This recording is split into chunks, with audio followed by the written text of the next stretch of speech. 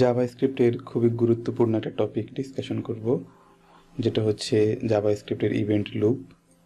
এটার মাধ্যমেই মূলত জাভাস্ক্রিপ্ট তার সিঙ্ক্রোনাস এবং অ্যাসিঙ্ক্রোনাস এক্সিকিউশন প্ল্যানগুলো তৈরি করে এবং ওইভাবে কাজ করে। তো আমরা এখানে খুবই সিম্পল একটা কোড লিখছি। কনসোল লগ হচ্ছে স্টার্ট আছে এবং এন্ড আছে, মাঝখানে একটা সেট টাইম আউট আছে, প্রমিস আছে।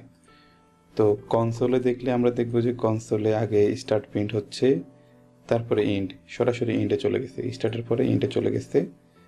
এরপরে আসছে প্রমিস, এটা আসছে, এরপরে আসছে টাইম আউট। তো এরকমটা কেন হয়েছে এবং জাভাস্ক্রিপ্ট কিভাবে এগুলো হ্যান্ডেল করে আমরা ওইটা একটু দেখব। এখানে আমরা যদি একটু লক্ষ্য করি তাহলে দেখবেন যে সেট টাইম আউট যেটা, এটা কিন্তু কোনো টাইম নেবে না, একদমই হচ্ছে zero time. So zero time হওয়ার সত্ত্বেও জাভাস্ক্রিপ্ট এটাকে কিন্তু সাথে সাথে এক্সিকিউশন করে নাই, একদম পরে এসে এক্সিকিউট করছে। আর প্রমিসকে সে একটু প্রায়োরিটি দিছে, সেট টাইম আউটের আগে জাভাস্ক্রিপ্ট প্রমিসকে প্রায়োরিটি দিছে। তো এটা কিভাবে কাজ করে? মূলত জাভাস্ক্রিপ্ট যখন হচ্ছে সিঙ্ক্রোনাসলি কাজ করে, সে তো একটা লাইন করে আসতে থাকে, প্রথমে এই লাইন, তারপরে এই লাইন, তারপরে এই লাইন, এইভাবে করে আসতে থাকে। বাট যখনই সে কোনো অ্যাসিঙ্ক্রোনাস কোড দেখে, মানে যে কোডগুলো এক্সিকিউট হতে একটু টাইম লাগবে, সেগুলোকে সে একটা কিউতে রেখে দেয়। যেমন এটা এক্সিকিউট হতে সে বুঝতেছে যে একটু টাইম লাগবে, যেহেতু এটা সেট টাইম আউট, একটা টাইম পরে কাজটা হবে, সো এটাকে সে একটা স্ট্যাকে কিউতে রেখে দেয়। সিমিলারলি যে প্রমিস আছে, এই প্রমিসের ভিতরেও কোনো এপিআই কল থাকতে পারে বা একটা টাইম পরে এটা এক্সিকিউশন হবে। সো এই ধরনের কাজটাকে সে এটাকেও একটা কিউতে রেখে দেয়, কিউতে রেখে দিয়ে সে পরের কাজগুলো করতে থাকে।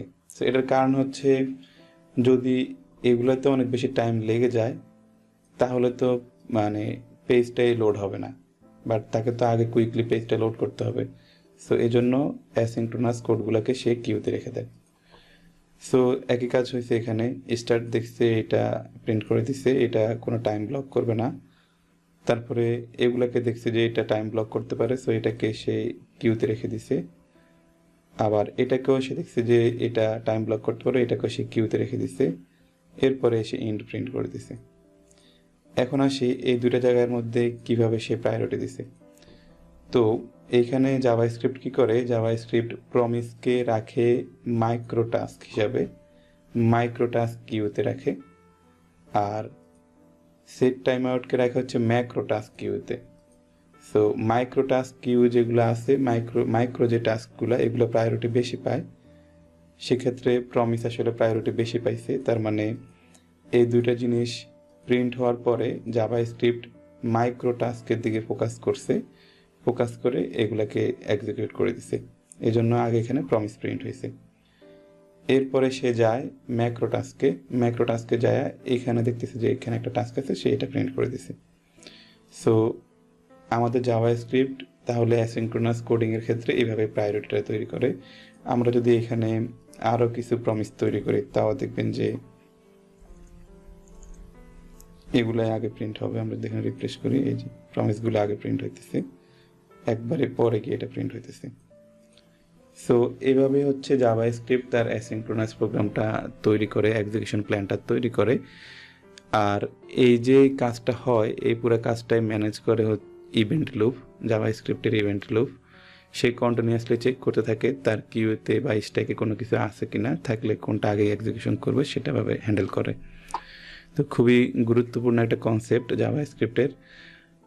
এইগুলা যখন আমরা অ্যাসিঙ্ক্রোনাস কোডিং করব তখন অনেক বেশি কাজে লাগবে এই কনসেপ্টগুলা।